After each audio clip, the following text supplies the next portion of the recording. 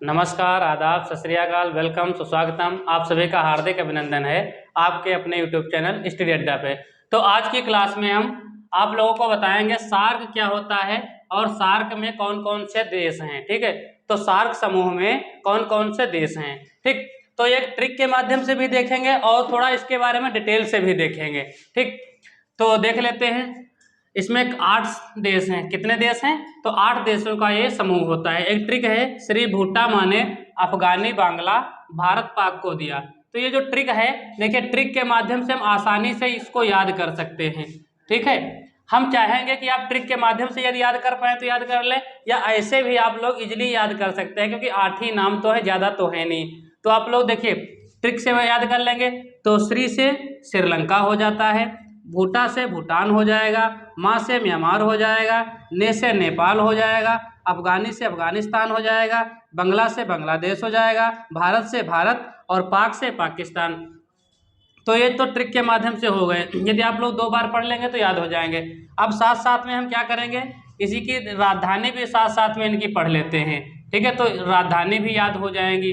ठीक, क्योंकि ये हम भारत के पड़ोसी देश भी हैं। ठीक है, नेबरिंग कंट्री हैं, इसलिए परीक्षा में जो है इनकी राजधानी भी पूछ लिया जाता है। तो देख लेंगे श्रीलंका की राजधानी, जैसे कि आपको पता है कोलंबो। ठीक है, और जयवर्धनेपुरम हो गई है। ठीक है, जयवर्धनेपुरे कोट्टे लिखा जाता है कहीं कहीं। ठीक है, और पहले जो थी कोलंबो थी। ठीक, भूटान, तो भूटान की राजधानी थिम्पू है। म्यांमार की देखिए पहले इसका पुराना नाम बर्मा था, रंगून इसकी राजधानी तब थी। अब जो है इसकी राजधानी नयपीदा है, नयपीता। नेपाल की राजधानी आपको पता है जैसा कि काठमांडू है। अफगानिस्तान की राजधानी काबुल है। और बांग्लादेश की राजधानी क्या है? तो बांग्लादेश की राजधानी ढाका है। भारत की राजधानी की बात करें तो नई दिल्ली है। बात करें पाकिस्तान की, तो पाकिस्तान की राजधानी क्या है? इस्लामाबाद। ठीक, तो ये जो इसमें 8 सदस्य देश हैं इनकी राजधानी हो गई। अब हम बताते हैं आपको कि इसकी स्थापना, सार्क की स्थापना कब हुई थी। तो सार्क की स्थापना 7 या 8 दिसंबर को माना जाता है, और 1985 में इसकी स्थापना हुई थी। कब हुई थी? 1985 में।